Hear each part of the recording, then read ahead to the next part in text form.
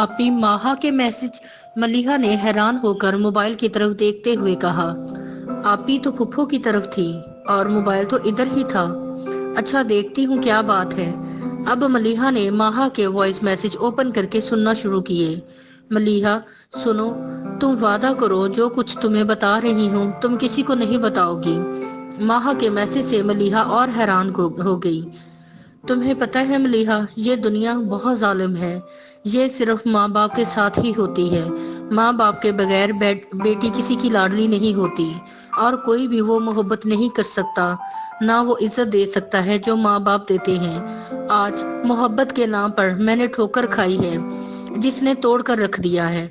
अब एक एक सांस मुझ पर भारी है। तुम्हें पता है ना, अचल मुझसे कितनी मोहब्बत के दावे करता था। उसने मुझे मोहब्बत के नाम पे धोखा दिया है। उसने मुझसे खुफिया तौर पर निकाह किया था ताकि बाद में मामा पापा को मना लेंगे, और बाद में वो इससे मुझे टालता रहा कि अभी नहीं अभी नहीं।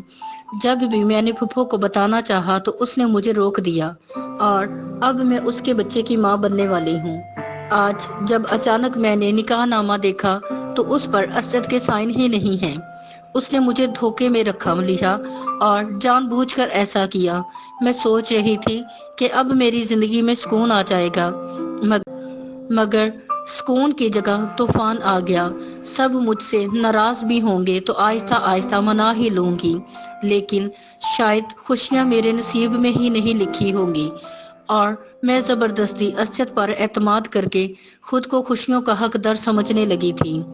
मेरी जैसी पता नहीं कितनी लड़कियां मोहब्बत के नाम पर ऐसे धोखे खाती हैं। मलिहा, मैंने जो जिंदगी बसर करनी थी कर ली।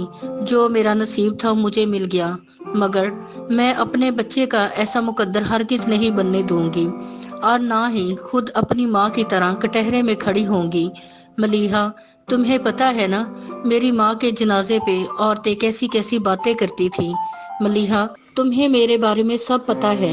शायद सब मेरी खामोश मोहब्बत पे खामोश हो जाते, लेकिन मैं कभी इस परेशानी से नहीं निकली।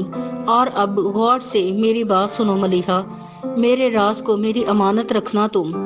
जब तक ये राज खुलेगा तुम पर, जब तक मैं तुम्हारी दुनिया से बहुत दूर जा चुकी होंगी। मलिहा, मुझे बहुत घबराहट हो रही है। और फिर वॉइस मैसेज पे माहा की आवाज लड़खड़ाने लगी। मलिहा बुरी तरह कांपने लगी। इतने में एक जोरदार हिचकी के बाद मोबाइल से आवाज आना बंद हो गई। मलिहा कांपते हुए रोती हुई माहा के घर की तरफ भागी।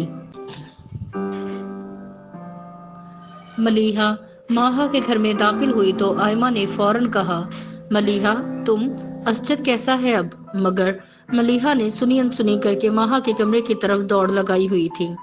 दरवाजा खोला तो मलिहा के कदम साकत हो गए। आयमा भी मलिहा के पीछे पीछे कमरे में आ गई। आयमा ने अंदर देखा तो माहा बेड पे लेटी हुई थी और उसके मुंह से खून बह रहा था। माहा के आसपास इसके पापा और मामा की तस्वीरें बिखरी पड़ी थी। साइड टेबल पर पानी की बोतल और एक छोटी शीशे की बोतल भी।